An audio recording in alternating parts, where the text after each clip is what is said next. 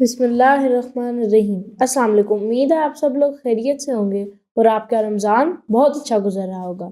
جیسا کہ آپ سب لوگوں کو معلوم ہے کہ آج نعیم بلوچ صاحب ہمیں پچھلی قسط کا بقیہ حصہ سنائیں گے۔ تو السلام علیکم سر نعیم، کیسے ہیں آپ؟ جی وعلیکم السلام۔ جی حضرت عمر رضی اللہ عنہ کا جی مشہور واقعہ تو ہم بیان کر چکے جی، پچھلی قسط میں۔ اور اب آپ نے وہ واقعہ بتانا تھا جو آپ کو ریئل لگتا ہے۔ جی جی بالکل۔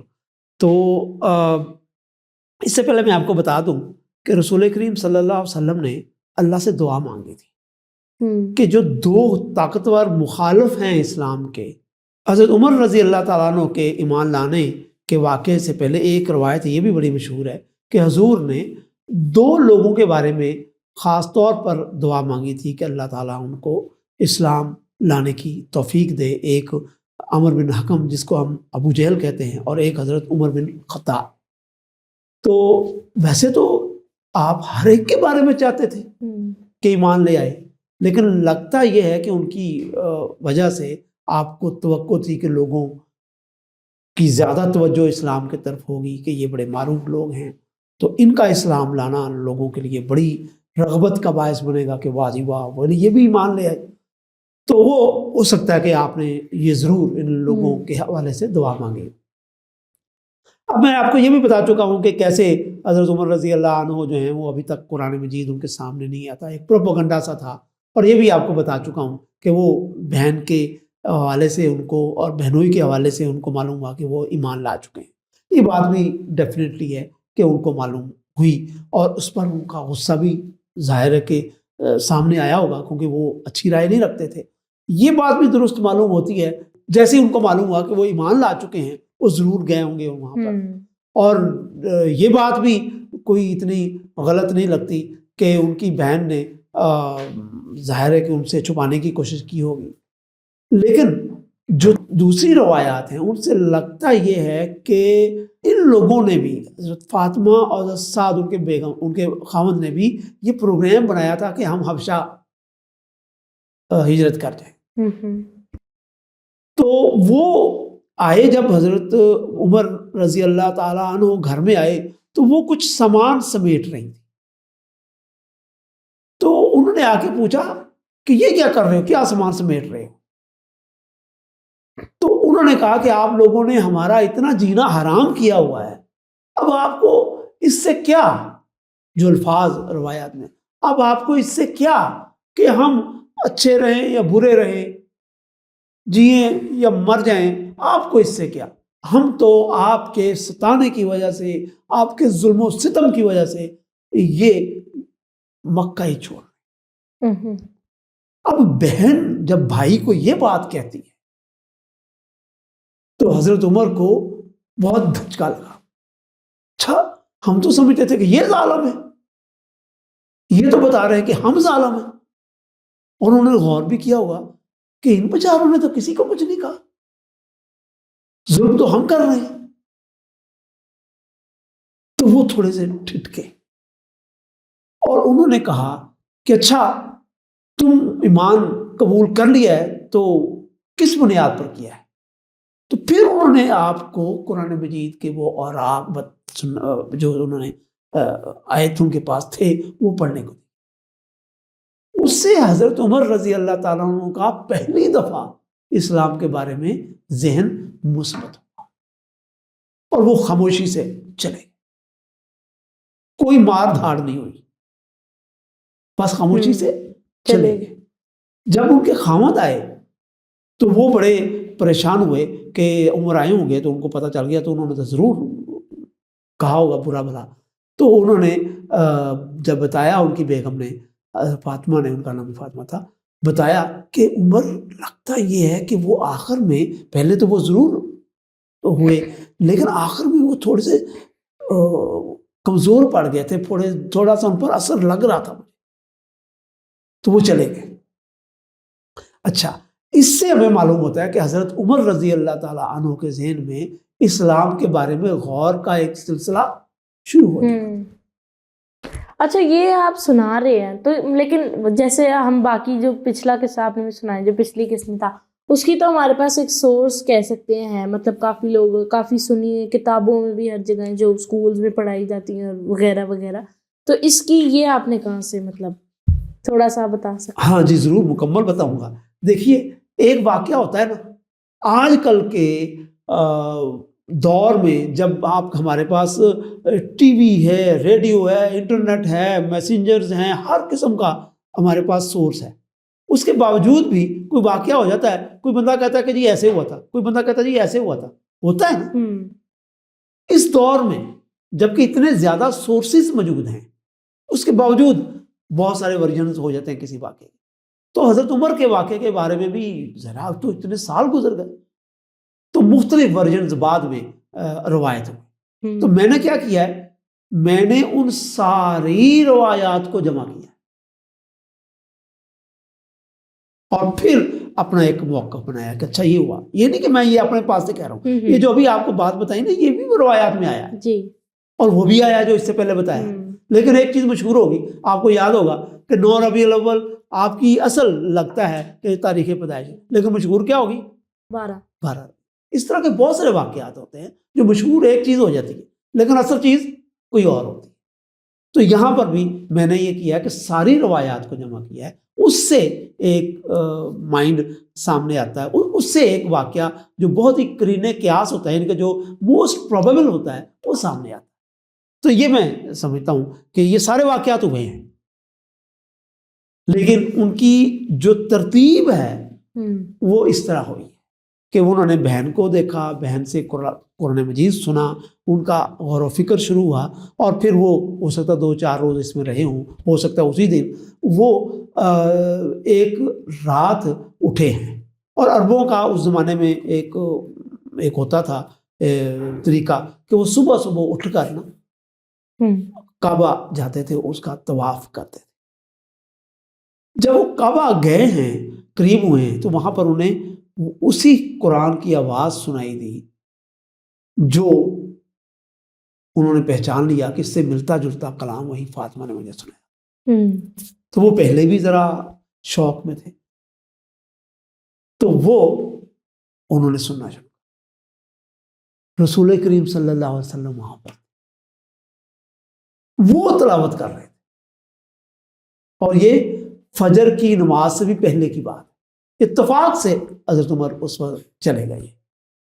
ظاہر کہ رسول کریم صلی اللہ علیہ وسلم ایسے موقع پر گیا ہوں گے جب وہاں پر کافر نہیں تھے، کوئی بھی نہیں تھا، تو آپ یہ پڑھ رہے تھے. یہ پڑھا اور کن کی زبانی سن رہے ہیں؟ رسول کریم صلی اللہ علیہ وسلم. اچھا، ان کو نہیں پتا، رسول کریم کو نہیں ملا، رسول کریم صلی اللہ علیہ وسلم کو نہیں معلوم کہ عمر سن رہے ہیں. اور یہ اور بھی روایات آتی ہیں کہ کئی بندے چپکے آ کر سنتے تھے، ان کو پتہ چل گیا کہ اچھا محمد آتے ہیں صبح صبح یہاں پر پڑھتے تھے، وہ سنتے تھے چوری چھپائے. سننے کا یہ ایک ہمیں ٹریڈیشن میں ملتا ہے کہ لوگوں میں تھا، یعنی کہ عام تو نہیں سن سکتے تھے دوسروں کے سامنے، تو وہ چوری چھپے آ کے سن لیتے. تو وہ انہوں نے جب سنا تو اب ان کے دل کی دنیا میں، اور انہوں نے جب چپکے سے جا رہے تھے تو مختلف روایات ہیں کہ حضور نے ان کو بلایا، یا وہ کچھ بات کرے بغیر ہی وہاں سے چلے گئے، لیکن زیادہ قرینے کی آس ہے کہ ان کا رسول کریم صلی اللہ علیہ وسلم سے مکالمہ ہوا اور آپ نے ان کے استقامت کی دعا مانگی. لیکن اس وقت حضرت عمر رضی اللہ تعالیٰ عنہ نے کوئی بات نہیں کی، خاموش ہو گئے. اور جب وہاں پر چلے گئے تو پھر رسول اللہ علیہ وسلم چلے گئے تو بعد میں وہ وہیں پر بیٹھے رہے، اور انہوں نے فیصلہ کیا کہ اب وہ مسلمان ہونے کا اعلان کریں. اچھا، انہوں نے جب اعلان کرنے کا سوچا تو انہوں نے کہا کہ میں ایسے بندے کو بتاتا ہوں جو میرے ایمان لانے کی خبر سب کو پتا. تو ہوتے ہیں نا بعض لوگ بڑے خبر مشہور کرنے والے ہوتے ہیں، تو آپ نے ایک ایسے شخص کا انتخاب کیا جو آپ کے قبول اسلام کو کا ایک طرح سے بہت ڈھنڈورا پیٹ دے. ان کو آپ نے کہا انہوں نے تو وہی کیا کہ عمر ایمان لے آئے، عمر مسلمان ہو گئے، عمر باپ دادا کے دین کے خلاف ہو گئے، عمر بے دین ہو گئے. اس نے جو لفظ کہا نا عمر بے دین ہو گئے. اچھا اس میں حضرت عمر کو غصہ آیا. انہوں نے کہا میں بے دین نہیں ہوا، میں دین کو قبول کرنے والا ہوں. جب انہوں نے یہ کہا تو ارد گرد کے اور لوگ بھی آپ کے پاس آ گئے. انہوں نے کیا یہ ٹھیک کہہ رہے ہو، کیا کہہ رہے ہو، ہوش و حواس سے کہہ رہے ہو تم؟ حضرت عمر نے کہا بالکل. تو انہوں نے آپ پر حملہ کر دیا. اب دیکھو نا اتنا عجیب واقعہ ہے، اس کو روایت ہونا چاہیے تھا، اور اس کی روایات موجود ہیں بڑی. اور وہ اچھی خاصی وہاں پر کشتی ہوئی، لڑائی ہوئی. تو وہ پھر وہاں پر لوگوں نے جو کافر تھے وہ زیادہ تھے. ان میں سے حضرت عمر کے ایک دوست نے لوگوں کو ہٹایا، ان سے جان چھڑائی. زیادہ لوگ تھے وہ، اور ان کو حضرت عمر رضی اللہ تعالیٰ عنہ کو کہا کہ میں ان کی پروٹیکشن میں ہوں، خبردار ان کے ساتھ کسی نے کوئی زیادتی کی، کہ وہ دوسرے قبیلے کے لوگ تھے. تو وہ پھر حضرت عمر رضی اللہ تعالیٰ عنہ اپنے گھر چلے گئے، اور بعد میں وہ پھر رسول اکرم صلی اللہ علیہ وسلم کے پاس آئے، جہاں پر وہ رسول اکرم صلی اللہ علیہ وسلم نے ایک جگہ بنائی ہوئی تھی، یہاں پر وہ تعلیم دیتے تھے. تو وہاں پر آپ گئے تو آپ رسول اکرم صلی اللہ علیہ وسلم نے آپ کا استقبال کیا، حضرت حمزہ نے آپ کا استقبال کیا، اور باقاعدہ سے آپ نے استقبال کیا. اور پھر جیسے حضرت حمزہ رضی اللہ تعالیٰ عنہ کے ایمان لانے کے اوپر انہوں نے کعبہ میں جا کر اعلان نماز پڑھی تھی، اب پھر حضرت عمر رضی اللہ تعالیٰ عنہ کے ساتھ جا کر انہوں نے نماز پڑھی. اور یہی واقعہ ہوگا جو حبشہ میں لوگوں کو بتایا ہوگا. تو یوں حضرت عمر رضی اللہ تعالیٰ عنہ کے واقعات، سارے جو روایات ہیں ان کو ملایا جائے تو یہ ایک قابل قبول پکچر بنتی ہے جو میں نے آپ کو بتائی. اچھا، تو جیسا کہ آپ نے بتایا کہ حضرت عمر کے اوپر سب لوگوں نے، جو کفار تھے، انہوں نے اٹیک کیا، تو کیا مسلمانوں نے آگے سے ان کو جوابی حملہ کیا، یا اس طرح کر کے انہوں نے مارا آگے سے، جیسے حضرت عمر بھی تھے، ادھر حضرت حمزہ بھی تھے؟ ہاں، بڑا اچھا سوال کیا تم نے. اصل میں یہ وہ دور تھا جس میں ہر پیغمبر کو اللہ تعالیٰ حکم دیتے ہیں کہ اگر آپ نے لڑائی شروع کر دی تو ہو سکتا ہے کہ طاقتور لوگ تو اپنا دفاع کر لیں، لیکن کمزور لوگ جو ہیں وہ پھر زیادہ ان پر وہ غصہ نکالتے ہیں، ایمان نہ لانے والے. تو حضرت حمزہ کے ایمان لانے کے بعد بھی اور حضرت عمر رضی اللہ تعالیٰ کے ایمان لانے کے بعد بھی آپ نے یہی مسلمانوں کو کہا کہ آپ نے جوابی لڑائی نہیں کرنی. آپ نے ڈیفینڈ کر سکتے ہیں اپنے آپ، ہاں ڈیفینڈ تو کر سکتے ہیں، لیکن آپ نے بڑھ کر ان پر حملہ نہیں کرنا، لڑائی نہیں چھیڑنی، اور نہ ہی آپ نے کوئی برا بھلا کہنا ہے. بس آپ نے اللہ کی بات کو، قرآن مجید کو ان کے سامنے پیش کر.